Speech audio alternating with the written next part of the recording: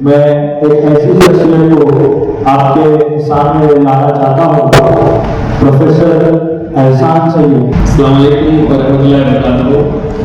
बिस्मिल्लाहिर्रहमानिर्रहीम। जैसा कि मैंने मेरा इंट्रोडक्शन दिया, मैं इतना काबिल नहीं हूँ, लेकिन यहाँ पर आपके सामने खड़ा और मोज़ेस, यहाँ पर गेस्ट और मेरे प्यारे भाई और बहनों, मैं आपकी इतना काबिल नहीं हूँ। खैर, मेरी तारीफ में उन्होंने बहुत सारी चीज़ें कह दी है, लेकिन एक वजह है जिसने मुझे यहाँ पर खड़ा किया और जिसकी वजह से ये लोगों ने मुझको चुना था कि मैं भी यहाँ पर आप जैसे पुराने लोगों में, और अल्हम्दुलिल्लाह जो कि इस कौम के अंदर कई सालों से बेहतर काम कर रहे हैं, उनके सामने मैं रोल ऑफ एनजीओ इस टॉपिक के ऊपर कुछ गुफ्तगू करूँ। हालांकि मेरी इतनी औकात नहीं है कि मैं आप जैसे एनजीओ के जो अल्हम्दुलिल्लाह एक सक्सेसफुल एनजीओ रन कर रहे हैं, कुछ एजुकेशनल इंस्टीट्यूशन रन कर रहे हैं और कुछ बेहतरीन तरीके से सामाजिक खिदमत अंजाम दे रहे हैं, उनके सामने इस टॉपिक के ऊपर मैं कहूँ कि रोल ऑफ एनजीओ क्या है, इसकी मेरे कोई औकात नहीं है। लेकिन सिर्फ इसी वजह से ये लोगों ने मुझको सिलेक्ट किया कि कहीं पर मेरा उन्होंने कुछ एक कॉन्सेप्ट देखा कि जिस कॉन्सेप्ट में मैंने काम करने की शुरुआत किया, जैसा कि सर ने कहा एडुकेयर करके, एडुकेयर के तहत मैं एक्चुअल में एक मूवमेंट स्टार्ट करना चाहता हूँ। एक इंडिविजुअल मैंने एक स्टार्ट किया है प्रोजेक्ट, जिसमें जनरली मैं देखता हूँ कि हमारे समाज में हर चीज जो है वो फुल टाइम हो रही है, लेकिन एक चीज जो है वो पार्ट टाइम हो रही है, वो है सोशल वर्क। सोशल वर्क में मैक्सिमम जो लोग हैं वो ऐसे काम कर रहे हैं जैसे ये काम की कोई जरूरत नहीं है। हमारे पास में बहुत सारे काम है, लेकिन हम लोग ये कह रहे हैं कि इस चीज की जरूरत हमको नहीं है, ये काम तो पार्ट टाइम भी हो सकता है, ये इतना मैंडेटरी नहीं है, इतना कंपल्सरी नहीं है। इसमें मैंने अपने करियर का रिस्क लेने की कोशिश किया कि क्यों ना इसके ऊपर एक आउटकम बेस्ड प्रोजेक्ट तैयार किया जाए, जिसके जरिए हम लोग कम्युनिटी में जा रहे हैं। मैं अपना career start as a lecturer किया। लेक्चर करने के बाद में मैं करियर काउंसलिंग में गया। करियर काउंसलिंग में जब जरूरत मैंने देखा कि बच्चों को जरूरत है कि बहुत सारे हमारे यहाँ पर बच्चे ऐसे हैं जिनको करियर के बारे में नॉलेज नहीं है कि करियर कैसे सिलेक्ट करते हैं, 12वीं के बाद में 10वीं के बाद में कौन कौन से ऑप्शंस है, कैसे हम लोग करियर को सिलेक्ट करते हैं, करियर सिलेक्शन का पैरामीटर क्या होता है। लेकिन ये सब करने के बाद मुझे एहसास हुआ कि करियर काउंसलिंग या करियर गाइडेंस सिर्फ एक अलग वाइड चीज नहीं है जिससे हम लोग एम्पावरमेंट कर सकते हैं इस कम्युनिटी का। इसके साथ साथ बहुत सारी चीजें, फिर मैं मोटिवेशन के अंदर खुद की कोशिश किया और वहां पर काम करने के बाद मुझे ऐसा लगा कि ये फील्ड एक्चुअल में है जिससे हम लोग लोगों को, इस उम्मत को, इस कौम के बच्चों को, इस उम्मत के हर एक ग्रुप को हम लोग टारगेट कर सकते हैं, उनको उनकी हैंडलिंग कर उनके जहनों पर वो बात को डाल सकते हैं ताकि आज नहीं तो कुछ सालों बाद हमको बताएंगे। इसके मद्देनजर रखते हुए मैंने एक प्रोजेक्ट तैयार किया था जिसमें मैं टारगेट करता हूँ स्टूडेंट, टीचर्स, पेरेंट्स और ड्रॉप आउट स्टूडेंट्स। जो कि ड्रॉप आउट स्टूडेंट हमारे यहाँ पर इतना बड़ा मसला हो चुका है। ड्रॉप आउट स्टूडेंट भी लेता हूँ उसमें मैं, और उसमें वो ग्रेजुएट भी लेता हूँ जो 5000 और 4000 की नौकरी किसी कॉल सेंटर पर या किसी दुकान के ऊपर सेल्समैन का काम नहीं कर रहे। ये इनके लिए एक कॉन्क्रीट प्लान होना चाहिए। तो मैं चाहता हूं कि ये सारे बच्चों के अंदर इंटरपर्सनल स्किल और इंटरपर्सनल स्किल्स काफी मिकदार में होती है। अगर इनको हम लोग सही तरीके से मोड़ा जाए तो क्यों ना ये लोगों को हम लोग बिजनेस के लिए मोटिवेट करें। अगर ये लोग बिजनेस में जाते हैं तो बिजनेस में एक बेहतरीन एक रोल मॉडल करके साबित हो सकते हैं ये लोग। लेकिन मसला ये आता है कि इनके लिए पैसा कहां से लाएंगे हम लोग। इनको बिजनेस के लिए मोटिवेट करना, इनको बिजनेस सिखाना, इनको स्टार्टअप सिखाना, लेकिन मसला ये आता है कि भाई हम लोग बिजनेस के लिए मोटिवेट कर देंगे, आप इनके लिए पैसा कहां से लाएंगे। लेकिन मैं आपके सामने एक बात क्लियर कर दूं कि बिजनेस के लिए आज के जमाने में पैसे की रिक्वायरमेंट खत्म हो चुकी है। एक विल पावर चाहिए, एक आपके पास में एंथुसियाज्म चाहिए, एक आपके पास में सोच चाहिए। वो सोच आप सामने रखो लोगों के। बहुत सारे बड़े बिजनेसमैन हैं, फाइनेंसर हैं जो आपको फाइनेंस करते हैं, आपको कैपिटल जो भी लगता है वो इन्वेस्ट आप में करते हैं। अब उसके लिए मसला ये आता है कि हम लोग बड़े कैपिटल को चूज ना करते हुए मेरा अलग से टारगेट ग्रुप जो है वो बिजनेसमैन कम्युनिटी के, जैसे कि आप में से बहुत सारे होंगे जो करोड़ 2 करोड़ के मालिक हैं, जिनके पास में मिलकियत इतनी है करोड़ 2 करोड़, लेकिन वो मिलकियत किसी प्रॉपर्टी में फंसी हुई है, तो किसी बैंक के अंदर वो फिक्स्ड डिपॉजिट में रखी हुई है, वो मार्केट में पैसा नहीं आ रहा है। तो अगर हम लोग सिर्फ टीचर्स और जो गवर्नमेंट सर्वेंट है इनके कॉर्पस फंड की बात करें, इनका जो पेंशन का अमाउंट होता है इसी की बात की जाए तो ये हजारों करोड़ में आएगा। लेकिन ये हजारों करोड़ रुपया जो है वो बैंक में सिर्फ 7% इंटरेस्ट रेट से ज्यादा हमको दे नहीं रहा।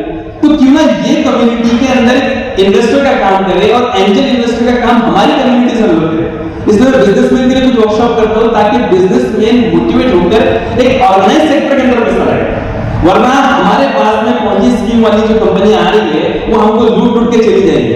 हमारे पास में ऐसा ऑर्गेनाइज सिस्टम हम डेवलप करें कि जिसमें हम हमारे बच्चों को प्रिपेयर करें बिजनेस के लिए। अब उनके लिए जो भी रिसोर्सेज लगते हैं, जैसे कि एक ऑर्गेनाइज कंपनी बनाने के लिए रजिस्ट्रेशन वगैरह, एक शेयर उसके अंदर किस तरीके से हम लोग बेहतर से बेहतर उसके अंदर हम लोग पकड़ रख सकते हैं एक बेहतरीन कंपनी बनाने की, उस तरीके का रजिस्ट्रेशन हम लोग उसका करें। उसके बाद में ये बिजनेसमैन उसके अंदर जो है अपना अमाउंट लगाए ताकि इनको भी डर ना हो। अगर मैं आज किसी को कह दूं कि भाई आज मुझे काजी साहब पैसे चाहिए 1 लाख रुपए दे दीजिए, तो आप 1 लाख रुपए देने के लिए आगे पीछे जाएंगे, क्योंकि 1 लाख देने की सिक्योरिटी कुछ नहीं है।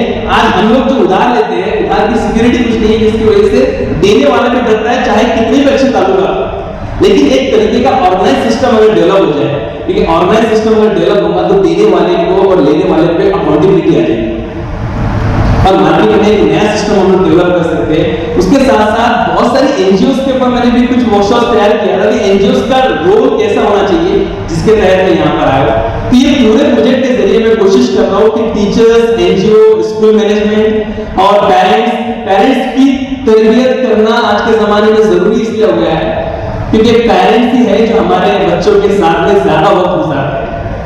और पेरेंट्स के पास में अगर हम लोग ये बातें कहें कि दीन दुनिया की बातें करकर उनको वो बातें तरबियत कराएं जो हम लोग अभी तक करते आ रहे हैं, तो ये तरीका आज के जमाने में थोड़ा फेल हो रहा है। आज के जमाने में हमको प्रैक्टिकली प्रिपेयर करने की जरूरत है पेरेंट्स को। एक एनएलपी टेक्निक होती है, वो टेक्निक में मैंने ये चीज सीखा कि कैसे हमारा एक जुमला बच्चे का करियर तबाह कर देता है। हमने एक बच्चे को कहते हैं हिसाब में उसको कम नंबर आया, हम लोग कहते हैं तू केले की गाड़ी लगाएगा। आपको पता नहीं आपका एक सेंटेंस से बच्चे का करियर लिख दिया। इस तरीके से सेंटेंस हम लोग हमारे पेरेंट्स जो है फोक्तन बच्चों के साथ में ऐसे सेंटेंस बोलते हैं जिसकी वजह से बच्चे हमारे करियर से भटक के कगार पर आ जाते हैं। क्योंकि ये जो दिमाग होता है ये बिलीफ, वैल्यूज और इंस्ट्रक्शंस पे काम करता है। तो हम लोगों को पेरेंट्स को एम्पावर करने की जरूरत है कि कैसे हम बच्चों को करोड़पति और कामयाब बनाएं। Why don't we think about करोड़पति? हम अपने बच्चों को सिर्फ कामयाबी के बारे में बोलते हैं कि ऐसी कामयाबी जो करोड़ों दे। हम ऐसे फिलॉन्थ्रपिस्ट या ऐसे एंटरप्रेन्योर अपने बच्चों को बनाने की कोशिश क्यों नहीं कर रहे जैसे दिगर कौमें कर रही है। हमारे यहाँ पर पैसे का वैल्यूएशन या पैसे का वैल्यू हमारे दिमाग में ऐसा है कि पैसा खुराफात की जड़ है। पैसा माँ बाप से झगड़ा कराता है, पैसा बाप बेटे में झगड़ा कराता है। ये वैल्यूज हम बच्चों को सिखाते हैं, तो जिसकी वजह से ये होता है कि हमारे पास में नतीजे निकलते हैं कि बच्चे को पैसे से नफरत हो जाती है। पैसे की नफरत जब हो जाती है तो पैसे के लिए स्ट्रगल नहीं करता है, आईआईटी के लिए, आईआईटी के लिए स्ट्रगल नहीं करता है, बिजनेस के लिए स्ट्रगल नहीं करता है। वो बोलता भाई आज का हो रहा है, कल अगर पैसा नहीं मिलना चाहिए जिंदगी किसने देखी। लेकिन हमको पता है आज के जमाने में आप एनजीओ वाले, आपको पता है कि पैसे का इंपॉर्टेंस क्या है। आज हमारी कितनी एनजीओ सिर्फ और सिर्फ पैसे की कमी की वजह से अपने बड़े बड़े प्रोजेक्ट को मार्केट में लॉन्च नहीं कर पा रही। ये फिलॉन्थ्रपी हमको 10 साल बाद हमारी कम्युनिटी से डेवलप करना है। हमारी कम्युनिटी में ऐसा एम्पावरमेंट हमको करना है ताकि यही बच्चे हमको कल जाकर करोड़पति बने और ये एनजीओ का दर्द समझे और ये एनजीओ के फला प्रगति के कामों में कुछ ना कुछ कंट्रीब्यूशन करे। इसके तहत मैंने छोटा सा प्रोजेक्ट स्टार्ट किया था जिसके जरिए मैं अपने मोटिवेशनल सेमिनार्स और प्रोग्राम दे रहा हूँ। और दूसरी चीज जो है यूपीएससी एमपीएससी की खास जरूरत हमारे दिमाग में डालने की जरूरत है। कल ही हम राव साहब और मैं स्कूल में गए जहाँ पर हम लोगों ने देखा कि स्कूल का जो प्रिंसिपल था वो प्रिंसिपल का भी दिमाग ये था, उसका कहना ये था यूपीएससी एमपीएससी के ताल्लुक से कि सर हमारे बच्चों को हम यूपीएससी के लिए प्रिपेयर तो कर देंगे, बच्चा सिलेक्शन तो हो जाएगा, लेकिन सिलेक्शन होने के बाद में जब बच्चा सिस्टम में जाएगा तो ये सिस्टम तो बड़ा पेचीदा है, ये सिस्टम तो बड़ा गंदा है, इस सिस्टम में बच्चा काम नहीं कर पाएगा और काम नहीं कर पाएगा तो सर ऐसे सिस्टम में रहने का मतलब क्या। इसलिए बच्चों को हम लोग यूपीएससी के लिए कुछ मोटिवेट नहीं करते। ये बात से मतलब है जितने भी लोग यहाँ पर बैठे थे कि सिस्टम में अगर एक ईमानदार है तो उसके आसपास 10 लोग भी ईमानदार हो जाते हैं और पूरा शोभा ईमानदार हो जाता है। हम ईमानदारी का सबूत वहां पर देंगे और कितने काम कर सकते हैं। ये राव साहब से जब मेरी मुलाकात हुई तो तब उन्होंने मुझे डिस्क्रिप्टिव में बताया कि किस तरीके से एक फाइल हमारी जो है एक फाइल हमने डेवलपमेंट की, एक फाइल डिपार्टमेंट की किसी एक टेबल पर जाती है तो उसको कैसे कैसे नजरों से देखा जाता है और कैसे वो पास नहीं होती है। इसलिए हमारा कंट्रीब्यूशन उस सेक्टर में होना चाहिए या नहीं होना चाहिए, इसको डिसाइड करने के लिए, इसको वैल्यू में बैठाने को, इसको बिलीफ में बैठाने की जरूरत है। आज हम लोग कितनी भी देर इसके लिए प्रिपरेशन कर ले, यूपीएससी की कोचिंग क्लासेस शुरू करते हैं, लेकिन हमारे वैल्यूज के अंदर और बिलीफ के अंदर अगर उसका इंपॉर्टेंस रियल में नहीं है तो हमारे बच्चों के अंदर भी वो इनकलकेट नहीं होगा और जिससे वो नतीजे नहीं मिलेगी जिसकी उम्मीद कर रहे हैं। इसके जरिए मैं चाहता हूं कि एटलीस्ट मेरा मकसद है कि पूरे महाराष्ट्र से मैं एक एक जिले से एक आईएएस ऑफिसर, एक बड़ा बिजनेसमैन, एक बड़ा साइंटिस्ट, एक बड़ा डॉक्टर, ये 4 लोग प्रोड्यूस करूं, जिसकी वजह से 4 मल्टीप्लाई बाय 35 हर साल हमारे यहाँ पर 105 या 110 इस तरीके के बच्चे प्रोड्यूस हो। इंशाल्लाह ये जिंदगी हमारा मकसद है। वो एक साल में एक जिंदगी हो जाए तो काफी। ये एक यूनिक विजन की वजह से जो मुझे बताने की जरूरत पड़ी, ये यूनिक विजन की वजह से आज मेरी एज इतनी नहीं है, मेरा तजुर्बा इतना ज्यादा नहीं है, यही एक रीजन की वजह से यहाँ पर मुझे इन लोगों ने मुझसे रब्ता किया और मुझे इस मुहिम के अंदर शामिल किया कि आपकी जरूरत है हमको, इसलिए मैं यहाँ पर आपके सामने खड़ा हूँ ताकि मैं ये चाहता हूँ कि ये जो विजन है इस तरीके का विजन हमारा एक एक इंडिविजुअल। यहाँ पर जब मैंने हमारे फोरम के अंदर काम किया तो फोरम में काम करने वालों के मैं देखा उनका इंटेलेक्चुअल का लेवल कितना हाई है।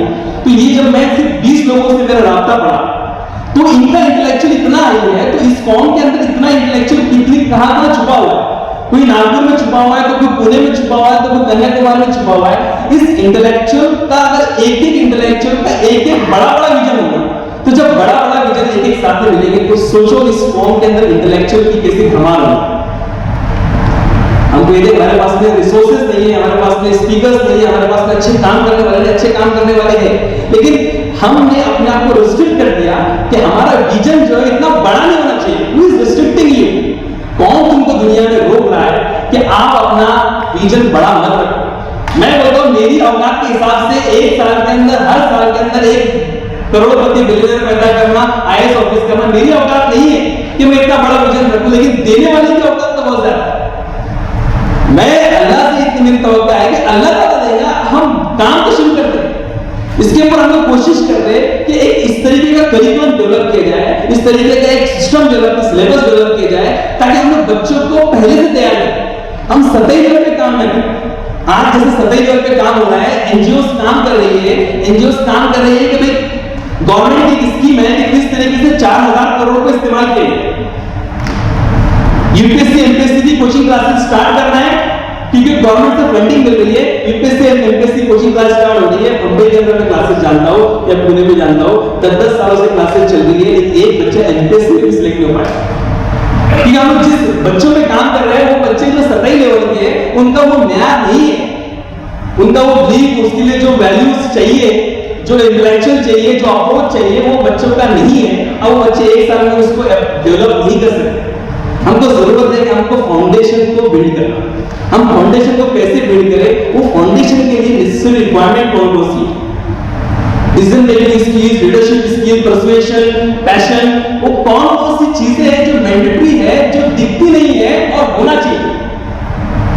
इसको हम लाइफ स्किल्स कहते हैं। ये स्किल्स का क्यों ना एक बेहतरीन तरीके से एक कॉन्क्रीट प्लान तैयार किया जाए और वो प्लान को एक मुद्दे होकर हम लोग काम करें। वरना आज मैं कोने में काम कर रहा हूं, किसी और कोने में कोई दूसरा काम कर रहा है, ऐसे हजारों काउंसलर हमारी कम्युनिटी के अंदर काम कर रहे हैं, लेकिन उनका काम करने की वजह से आउटकम जो है नहीं आया। और activity should be outcome based, हमारा आउटकम आना चाहिए। क्यों ना हम एक साथ मिलते होकर एक इस तरीके का करिकुलम डेवलप करें और उस तरीके की मेहनत शुरू करें कि 7th स्टैंडर्ड में, 8th स्टैंडर्ड में, 10th स्टैंडर्ड में, 12th स्टैंडर्ड में, ग्रेजुएशन में किस तरीके से हम लोग प्रिपेयर करें, जल्द से जल्द बच्चों का रिजल्ट आए। इस तरीके से ये प्रोजेक्ट मैंने स्टार्ट किया था, जिसकी वजह से अल्हम्दुलिल्लाह यहाँ पर मुझे मदद किया गया इस टॉपिक पे बोलने के लिए। मैं इसी की शुरुआत इसी से करता हूँ कि रोल ऑफ एनजीओज के लिए सबसे बड़ा रिक्वायरमेंट जो है वो होता है कि विजन। एक एनजीओ जो है नॉन गवर्नमेंट ऑर्गेनाइजेशन है और अल्लाह ने उन एनजीओज के जो करता जाता है उनके दिमाग में ये बात अल्लाह ताला ने डाली कि अब तू कॉम्पिटेंट हो गया, फाइनेंशियल एतबार से या फिर दूसरे कोई भी समाजी एतबार से, जिम्मेदारी के एतबार से, अब तेरे को कौम के लिए कुछ करना है। अब जब वो कॉम के लिए करने के लिए जा रहा है मार्केट में, तो he should start with why. Simon Sinek अपनी किताब में कहता है स्टार्ट विद व्हाई में कि हमको हमारा हर काम जो है, हर बड़ा काम जो है वो स्टार्ट विद व्हाई करना चाहिए, नॉट व्हाट। जनरली हम लोग स्टार्ट कर रहे हैं व्हाट, करना क्या है, कौन की भलाई करनी है, क्या करना है, चलो एनजीओ बोलते थे, एनजीओ बोलने के बाद में ये करें, क्या करेंगे, कैसे करेंगे, एनजीओ को कैसे एस्टैब्लिश करना है, क्या करना है, फिर सोचेंगे बाद में जाकर यार एनजीओ क्यों बनाया हम लोग। एक कॉन्क्रीट प्लान हमारा पहले से होना चाहिए कि मैं क्यों कर रहा हूं, पहले क्यों आना चाहिए, उसके बाद में आएगा हमारा हाउ, फिर उसके बाद में आएगा व्हाट। क्यों करना चाहिए, मेरे एनजीओ की बुनियाद में क्यों डाला हूं, मुझे डालना है कि इस फॉर्म के अंदर बहुत सारे प्रॉब्लम है, इस फॉर्म के अंदर इतने प्रॉब्लम है कि ये कम्युनिटी के अंदर इतनी गुंजाइश है कि सैकड़ों अगर काजी साहब के जैसे, रोज साहब के जैसे, एहसान के जैसे या किसी और बड़े लोगों की हौसले की वजह से भी दुनिया में आगे इस कम्युनिटी में काम करे और अलग अलग सेक्टर में काम करे, तो हो सकता है कि 20 सालों के अंदर भी कम्युनिटी के हालात जो है सुधनाश हुए। ऐसे गंभीर हालात में हम लोग जी रहे हैं। इतने हमारे पास में समाज ही बोलो, माश ही बोलो या फिर तालीम ही बोलो, इतने काम हमारे पास में इन तीनों शोधों के अंदर कि अगर हम लोग हजार लोग भी लेके अगर काम करेंगे, डेडिकेटेड लोग, तो फिर भी हमारे को हो सकता है कि 10 या 20 साल निकल जाए। लेकिन हमको अल्लाह से तवक्कुल ये करनी है कि अल्लाह ताला हमारा विजन भले 10 साल हो कि 10 साल में हमको अपलिफ्टमेंट चाहिए, लेकिन हमारा विजन 10 साल है, लेकिन हो सकता है कि अल्लाह ताला उस 10 साल को 1 साल में कर दे। जैसे कि मैंने सोचा था कि मैं एनजीओ के सामने कभी कॉन्फ्रेंस दूंगा, ये मेरा एम था कि मैं 10 साल बाद दूंगा। अल्लाह ताला ने एक अच्छी नियत की वजह से एक 30 साल के 31 साल के आदमी को 50 साल वाले लोगों के सामने खड़ा कर दिया, just because of the vision और नियत के अल्लाह ताला इस कौम के लिए एक ऐसा प्लेटफॉर्म तैयार करना है, व्हाटएवर मे बी। इसके लिए भले मुझको मेरी जॉब की कुर्बानी देनी पड़े, चाहे मुझको लोग बोले कि तुम ज्यादा बोलता है, लेकिन हमको ये विजन को पुट करना है लोगों के सामने। उस तरीके से एनजीओ अपने विजन को डिफाइन करे। विजन जो होता है वो नॉर्मल चीज नहीं है। आप बड़ी बड़ी इंडस्ट्रीज का दौरा करेंगे और उनका विजन फॉर्मेशन देखेंगे, तो विजन फॉर्मेशन के लिए बाकायदा एक इंटेलेक्चुअल की टीम लगती है। उसके लिए कंपनी का एक्सपर्ट लगता है, एक सोशल बैकग्राउंड का एक्सपर्ट लगता है, एक एडमिनिस्ट्रेशन का एक्सपर्ट लगता है, उसके बाद कंपनी का जो ओनर है वो एक बड़ी पोस्ट वाला लगता है। ये सब बैठ के डिसाइड करते हैं कि what should be the vision statement. ये वो क्या दिखाता है, वो आपका लॉन्ग टर्म गोल दिखाता है। आप 10 साल में अपनी कंपनी को कहां ले जाना चाहते हैं, तो एनजीओ की कंपनी है। कंपनी का मकसद थोड़ा अलग है। एक मकसद होता है कंपनी का कि फाइनेंशियल अपलिफ्टमेंट चाहिए, हमारा जो अपलिफ्टमेंट है सोशल अपलिफ्टमेंट चाहिए। तो हमको कहीं से न कैसे उसको ग्रो करना है, तो हमारा विजन जो है तो स्ट्रांग होना चाहिए। उसके लिए आप मुझे बताओ कि आपकी संस्थाओं के जब आपने विजन स्टेटमेंट डिजाइन किए थे, तो उसके लिए आपने कितने आईएएस ऑफिसर, जो रिटायर्ड आईएएस ऑफिसर है या फिर पीएससी के ऑफिसर्स है, महाराष्ट्र गवर्नमेंट के ऑफिसर्स है, रिटायर्ड प्रिंसिपल है, कितनों को आपने मदद किया था कि आइए आप हमारे विजन स्टेटमेंट डेवलप करने की मदद कीजिए। Why are not using them?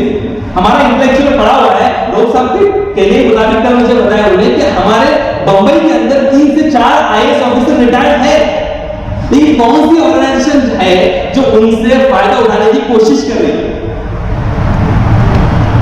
क्यों नहीं हम उनको बुलाते हैं कि भाई आप आइए हमारे पास में और हमको कुछ इनपुट्स दो। एडमिनिस्ट्रेशन के अंदर जो इनपुट्स लगते हैं, कैसे बच्चों को हम लोग ग्रो करें, कैसे बच्चों को नर्चर करें, इसके लिए कुछ ना कुछ तो दो यार।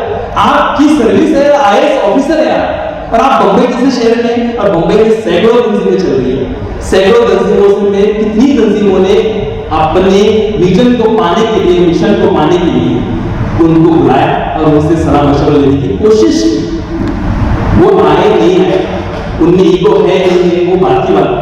आप लोगों ने कितने बार उनको बुलाने की कोशिश किया कि आप आइए और उनको ये नहीं होने की वजह से ये हो रहा है कि हमारा इंटेलेक्चुअल बर्बाद हो रहा है। आज वो 60 साल के बाद में उनका इतनी एनर्जी है कि वो आराम से 85 ईयर्स तक के काम कर सकते हैं, क्योंकि हमारे पॉलिटिकल अगर नुमाइंदे देखा जाए तो वो 85-90 ईयर्स तक काम करते हैं। जब तक कि उनकी रूह कब्ज नहीं होती है तब तक के वो इलेक्शन लड़ने का उनका फैसला जो कम नहीं करते। तो हम लोग इनको कैसे बोलते थे कि 60 साल की उम्र में, 58 की उम्र में रिटायर हो गए। ऐसे ऐसे ऑफिसर्स को मैं जानता हूँ जो रिटायरमेंट के 20-20 साल तक के मेहनत कर रहे हैं, जॉब कर रहे हैं, full time job, social work नहीं, फुल टाइम जॉब कर रहे हैं। इतनी एनर्जी अल्लाह ताला ने दिया हुआ लोगों को, और हम इन लोगों को सिर्फ 2 साल रिटायरमेंट के बाद में बेचारे घर पे बैठे we are not calling intellectual को गैदर करने। एक इंस्टीट्यूट के अंदर, एक एजुकेशन इंस्टीट्यूट की बात करो, एजुकेशन इंस्टीट्यूट जो है वो कैसे काम करना चाहिए, वो काम करने का उसका म्यार क्या होना चाहिए। एक म्यार ये होना चाहिए कि भाई मैं कहां ले जाना चाहता हूं मेरे इंस्टीट्यूट, मेरा एक गोल, एक स्पेसिफिक गोल होना चाहिए। स्पेसिफिक गोल मैं इसलिए बोल रहा हूं कि आपकी जो एक्टिविटी है उसको बेस से कनेक्ट करवाओ। मैं ये डिसाइड करूं कि मैं आज जो स्कूल खोल रहा हूं, मेरी स्कूल है प्री प्राइमरी स्कूल, ये प्री प्राइमरी स्कूल के बच्चे जब 12 साल बाद जाएंगे तो कितने बच्चे आईएएस बनेंगे, कितने बच्चे बड़े बिजनेसमैन बनेंगे, ये ऑन पेपर लिखा होना चाहिए।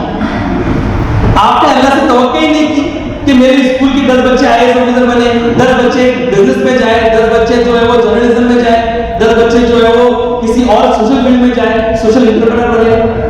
आपने सोचा ही नहीं, और अल्लाह ताला से आप लोग बोल रहे हैं कि अल्लाह ताला ऐसे ही बना देंगे आपको, तो बगैर दुआ के अल्लाह ताला ने बना दिया। आपका विजन जो है वो एक तरीके का एक अल्लाह से दुआ है कि अल्लाह ताला मेरी स्कूल से, मेरे मरने से पहले, मेरी 50 साल की उम्र हो गई, मैंने स्कूल के का बयान किया, अल्लाह ताला मैं चाहता हूं कि मेरे एरिया से मेरे स्कूल का बच्चा एक मुझे मरने से पहले एक किसी डिस्ट्रिक्ट का कलेक्टर दिख जाए।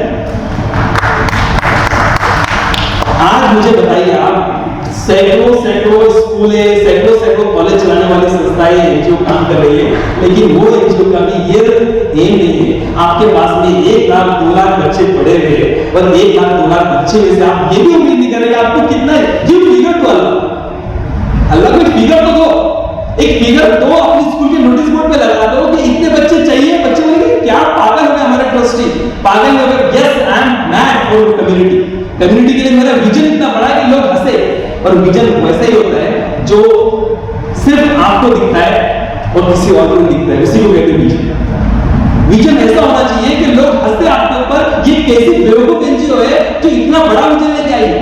ये एनजीओ कैसी है जो कह रही है कि भाई हम 3 सालों के अंदर 20 बिलियनर पैदा कर देंगे मुसलमानों, 3 सालों के अंदर हम लोग 50 आईएएस ऑफिसर पैदा कर देंगे।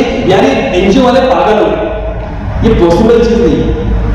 लेकिन वो आप कहेंगे कि मेरा तकवा इतना स्ट्रांग है, अल्लाह पे मेरा यकीन इतना स्ट्रांग है कि भाई मैंने बड़ा चीज रखा हुआ है, हो सकता है कि अल्लाह इससे डबल टिबल करवा दे, और ऐसा हो रहा है। आप अल अमीन मिशन की बात करेंगे अगर हावड़ा के अंदर, तो अल अमीन मिशन में आपको पता है कि इस साल 300 बच्चे नीट क्वालिफाइड किए। आज हमारे तुम्हारे लिए एक सपना है। मैं अगर मेरा प्रोफेशन भी वही है कि मैं बिजनेस का ट्यूटर हूं, कि अगर मैं अपना एक एम रखूं कि भाई मैं पढ़ा, तो मैं भी नहीं सोच सकता हूं कि मैं 1 साल के अंदर 100 बच्चे या 50 बच्चों को नीट क्वालिफाइड करवा लूं, चाहे मैं कितना भी काबिल आपको बना लूं।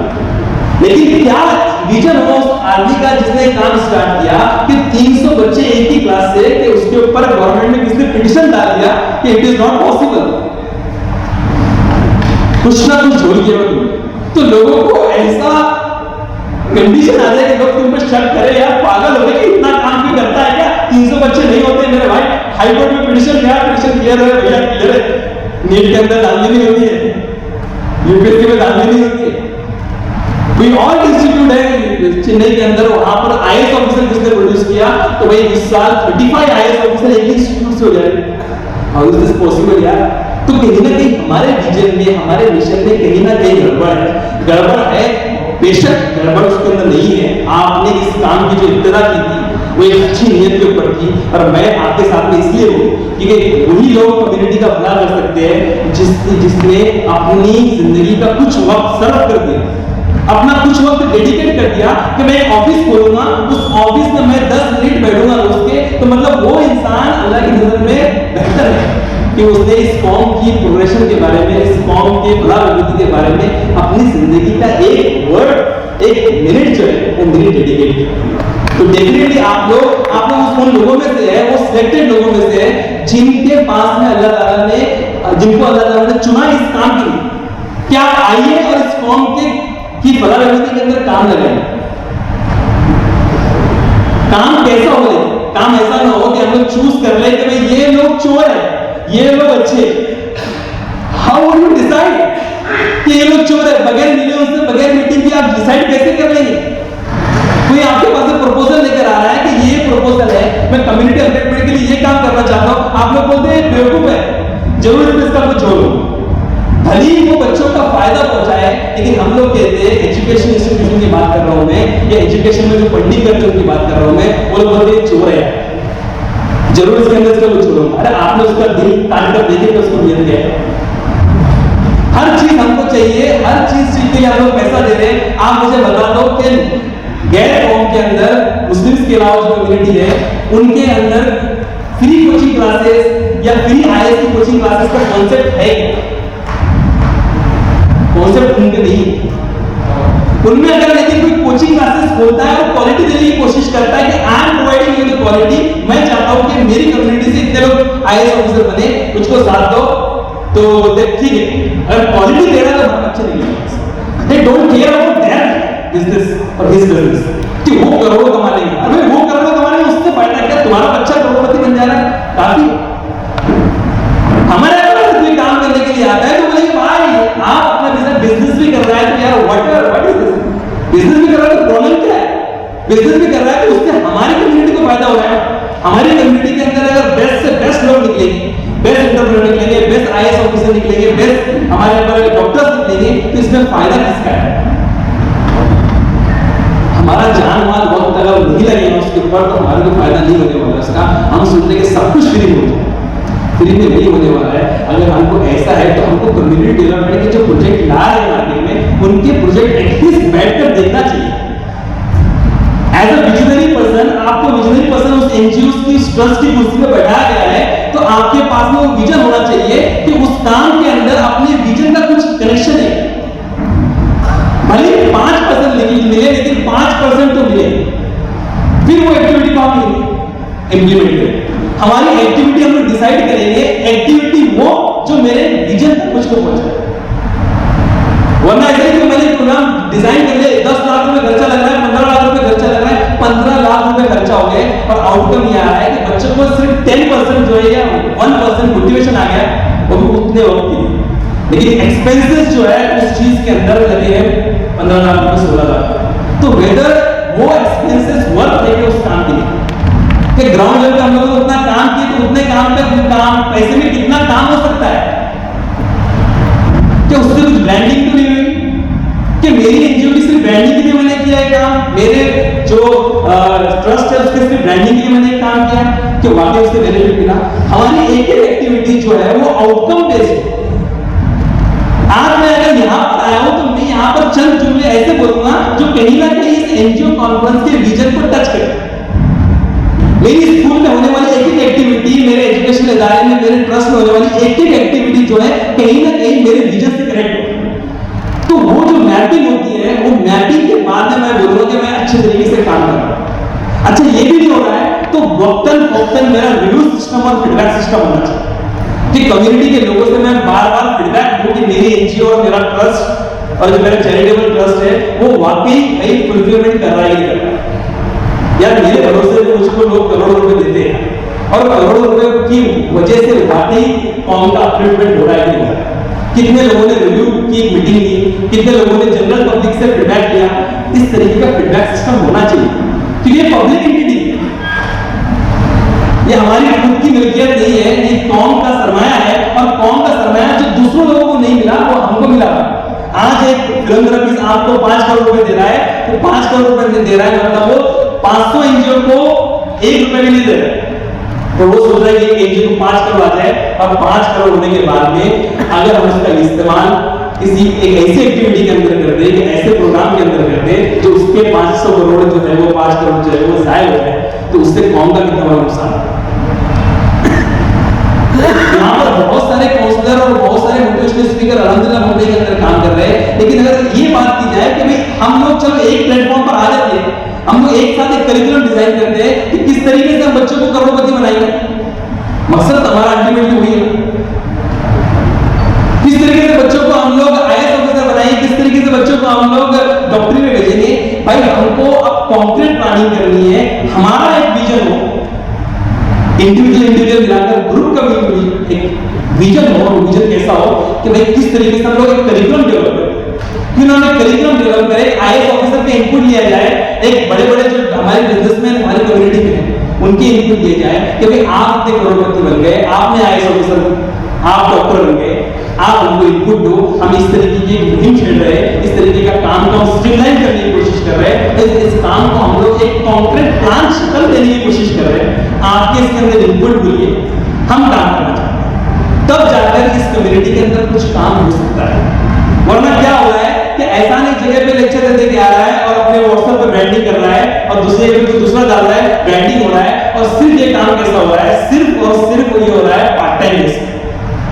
ऐसा हमको संडे को कुछ काम नहीं है, सैटरडे को कुछ काम नहीं है, उसकी बीवी भी बेचारी बच्चों में इन्वॉल्व रहती है, उसके बच्चे भी स्कूल नहीं जाते, तो बच्चे सताते हैं, तो संडे और सैटरडे वो ऐसे काम कर रहा है। तो ऐसे अलग अलग वो सिर्फ संडे सैटरडे काम कर रहे हैं। आप मुझे बताइए कि इस कॉम में इतना डेवलपमेंट हो चुका है कि ये काम को पार्ट टाइम से कोई जरूरत नहीं, इसके लिए डेडिकेटेड होने की कोई जरूरत नहीं है, इसके लिए डेडिकेटेड एनजीओ होने की जरूरत नहीं। दूसरी चीज के अंदर होती है कि हम लोग हमेशा एनजीओ सोचता है कि कुछ ना कुछ ऐसे किसी की मदद कर दें, किसी को पैसे दे दें। आज मैं बहुत सारी ट्रस्ट को जानता हूँ जो बेचारे अपनी फंड का करोड़ों रुपए जो है वो स्कॉलरशिप के फॉर्म में दे रहे हैं। ये 4 सालों से मैं स्कॉलरशिप का कोऑर्डिनेटर हूँ। 4 स्कॉलरशिप देने वालों की तादाद जो दिन पर दिन बढ़ते जा रही है। तो वेदर अवर एक्टिविटी जस्टिफाई कर रही है हमारे विजन। बहुत सारे ट्रस्ट मजबूर होकर अपने फंड को, स्कॉलरशिप के फंड को कम कर दें। वो देना चाहते हैं लेकिन वो चाहते हैं कि ये सोल्यूशन नहीं है। तो व्हाट इज द सोल्यूशन? हम बोलेंगे कि हमारी कम्युनिटी की हालत खराब है, चाहे स्कॉलरशिप देके सोल्यूशन आ जाए, लेकिन स्कॉलरशिप देके सोल्यूशन क्या है? वो जो फंड उनका था वो फंड उन्होंने 5 करोड़ के बजाय 2 करोड़ कर दिया। वे आप इससे ज्यादा नहीं देंगे। तो इस तरीके का जो मार्केट में बचा हुआ है कि भाई अब ये कोई कम्युनिटी काम कर रही है, क्या काम कर रही है कि हम लोग को सिर्फ क्या करना है, कपड़े बांटना है, किताबें बांटना है। अरे किताबें बांटना ऑलरेडी वो डिजर्विंग है, आपको किताबें बांट के आपको।